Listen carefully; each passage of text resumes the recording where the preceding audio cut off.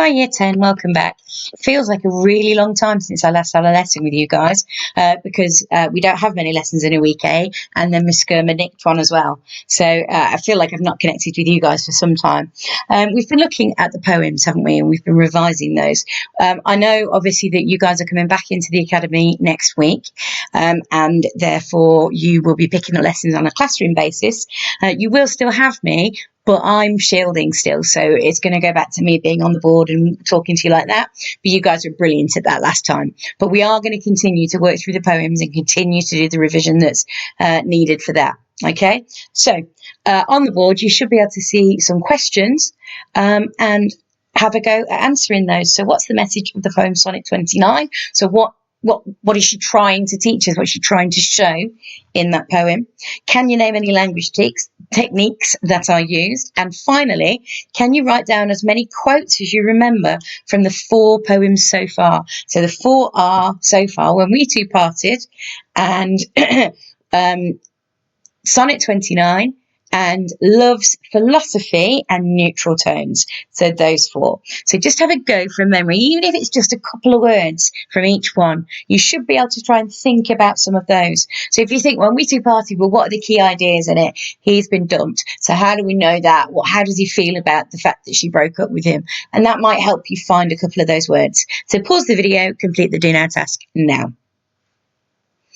Okay, amazing. So ignore that. We're looking at Porphyria's Lover today by Robert Browning, which is a poem we've studied before. It's the one where he kills her. So, it's one of those that stands out to pupils a lot of the time because it's quite shocking. It is quite shocking, and it's meant to be quite shocking.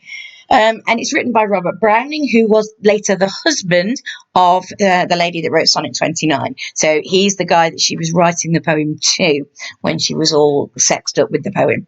So we're going to do this because we've looked at this before. The idea would be that I will go through a little bit more quickly, and instead of teaching the entire poem, we're going to just focus in on the key important quotations, because those are the ones that we need to memory. We need to be like whittling it down. So instead of having 10 quotations and the big full poem, we're reducing that to just a couple of quotes that we can know really, really well. Okay, so I don't know what I did there. It's just gone right to the end somehow. I bet I pressed end, didn't I? There we go. Okay. Always rely on me to be the technological doofus going around. So our objective is to know what the poem's about. Well, we know he kills her, but there's a bit more to it than that. Why does he kill her? What's the writer trying to tell us about relationships with that?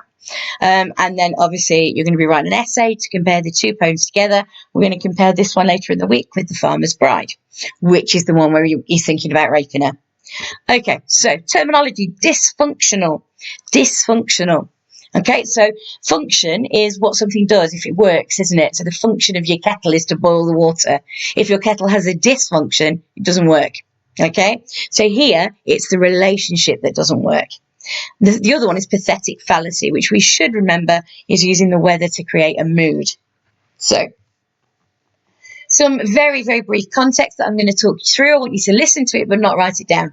So Robert Browning was a very famous writer at the time. He was in the Victorian era, meaning Queen Victoria was the queen at the time, and he was a romantic poet, which means he used nature quite a lot to explain his ideas. Okay. Eventually, he married an even more famous poet, Elizabeth Browning, and we know that she was disowned by her family because they eloped, didn't they, her and Robert, which means they ran away and got married in secret because her father wouldn't let her marry him. I think they went to Italy, if I remember rightly. So, yeah, they were both very famous writers. He became angry at society, so at the world we live in, for stopping people from being together because of reasons to do with social class. So her dad said, you can't marry Robert, he's too poor, he's not posh enough. Our family's posher than his, so you can't marry him. And actually that made him angry, and he attacks society, Victorian society, in this poem in particular, but in his poems in general. So he's trying to make a point that actually this is screwed up. The rules that we have to live by are messed up. It's not right. Okay. And he was writing during the Victorian era, which is when society was patriarchal, very patriarchal. It still is patriarchal. So patriarchal means men are in charge, women are not in charge. So we looked at this in great detail because all of these books and stories in the past, it was unfair and it was sexist and women were oppressed. Okay. But at this time in particular, we're going to look at how they weren't allowed to mix and women had no control. And there were very strict expectations about who could be with who. So, if you have your anthology, you can reread the poem. I'm going to put it up on the board for you in a minute anyway, but it would be a good idea to read through, look at the annotations you've got around it, look at the things that you've written, elsewhere on the page. It's a double page, isn't it, Porphyria's Lover? So read that through. When you've done that, it says in pairs, but obviously we're working at home on our own, so that won't work. Who is Porphyria? Where has she been? Why is he melancholy, and what does melancholy mean? How does the speaker feel about Porphyria? What does he do in order to be with her forever? Okay, and so, yeah, have a go answering those questions now. Okay, this link here is a link to a video from that guy, Mr. Bruff, who I don't really rate. I think people in top sets maybe, but he talks a lot of big words and he goes into more detail than you need. So if you want to go and watch it, by all means, feel free. But you don't need to. You can completely skip this slide. That makes sense to me. Okay? So, hold on. What the poem's about then, it explores a dysfunctional, difficult relationship between a lower class speaker and his upper class lover. So Porphyria is the upper class lover, and she's having a secret love affair because they can't be together in public because she's rich, he's poor. The speaker of the poem, so the bloke, is sad. Melancholy means sad. Due to the fact that his lover's not with him at the moment, she's at a gay feast. Gay in the old-fashioned word of happy. So she's gone, I don't know if you watched Bridgerton with all the dancing around people did and the balls they went to. So she's at one of those with her rich friends, and he's sitting at home in his cottage in the rain. Obviously raining outside, not inside, but he's sitting in the rain in the middle of the forest, feeling really fed up because she's not there. He eventually realizes that nothing's going to keep her with him forever. She will always leave him and she will always end up having to marry somebody else. So the only way he thinks he can keep her in his heart forever is to kill her. Okay, so he strangles her with her own hair. He wraps her hair around her neck 3 times because he thinks at that moment it's going to keep her in his life forever, which we know isn't sensible. Eventually dead bodies turn to soup. It won't work. But he's suggesting that actually the controls that society put on them mean that it's really difficult for them to be together. And that's caused, if you like, a bit of a breakdown for the bloke. Okay. At this point, normally you would then go away and write your own version of what this poem's about, but I'm going to move on a bit quicker than that today, so I want to get through the poem. So take the time to make sure you've understood what's on that previous slide, rather than having a go at writing it yourself. And in particular, the words in this blue weird shape here are ones you need to know what they mean. Okay, so I've used those words while I've read through this. If there are any you're unsure about, then you need to stop, you need to research, or you need to send me a message and ask me, because it's really important you know those things. Okay, the poem is here then, so I'm going to read it to you. I want you to notice the pathetic fallacy, and I want you to look for the words. So a pronoun is a word you use instead of a name. So instead of Porphyria, you use her or she. Okay, instead of calling yourself by your name. So I don't tend to call myself Mrs. HC very often. Instead, I call myself I and me, and things that I own are mine. Okay, so have a listen for those words, those pronouns, and can you see that they change? They're different in the second half of the poem than they are in the first. So, the rain set early into night. The sullen wind was soon awake. It tore the elm tops down for spite and did its worst to vex the lake. I listened with heart fit to break. When glided in Porphyria straight, she shut the cold out and the storm, and kneeled and made the cheerless grate blaze up and all the cottage warm. Which done, she rose and from her form withdrew the dripping cloak and shawl, and laid her soiled gloves by, untied her hat, and let the damp hair fall. And last she sat down by my side and called me.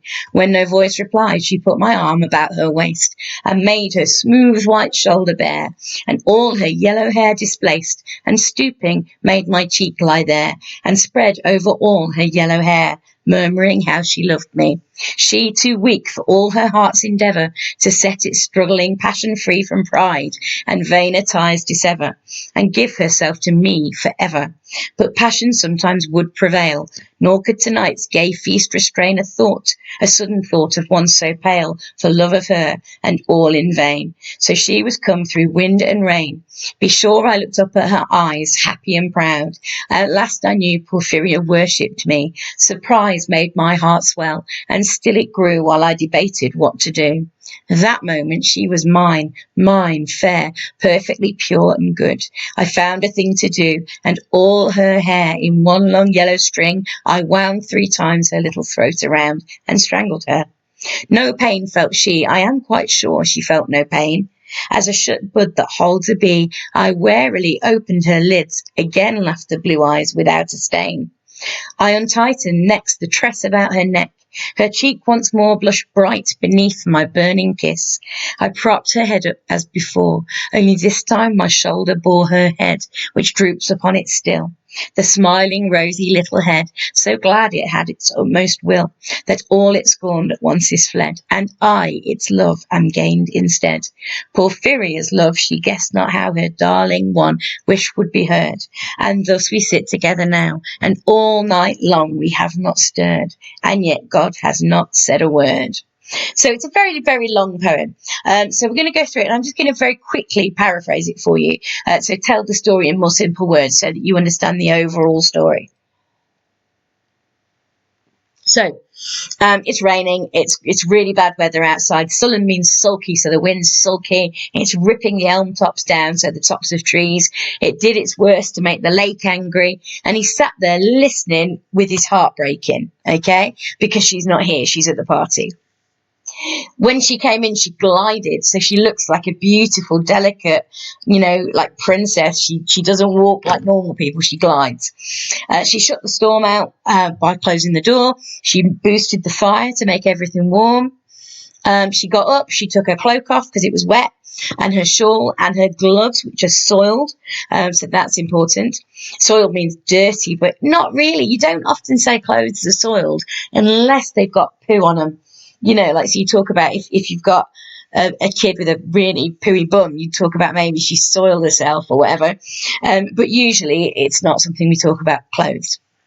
She untied her hat and let the damp hair fall. So again, if you've watched Bridgerton, you know that they dress up properly and that women don't show off their flesh and they wear big long gloves and you've got a lot of clothing going on that blocks that. Okay, she's removing that because she's having this love affair, so she's not behaving in a socially acceptable way, and that's what we see. That's how we know that they're lovers. So she lets her hair fall, she sits down beside him. When he doesn't answer her when she speaks to him, she moves his arm about her waist. She then gets her shoulder out, she makes her shoulder bare, and she takes her yellow hair, moved it away from the shoulder, and made his cheek lie on her shoulder. When it was there, she then wrapped her yellow hair over them both, told him that she loved him. But so he goes on then, this is the bit, so too weak for all her heart's endeavour to set it struggling, passion free from pride and vainer ties dissever, and give herself to me forever. He's blaming her here and saying she isn't strong enough to go against society's rules. So their passion is always going to struggle to survive. It's not free.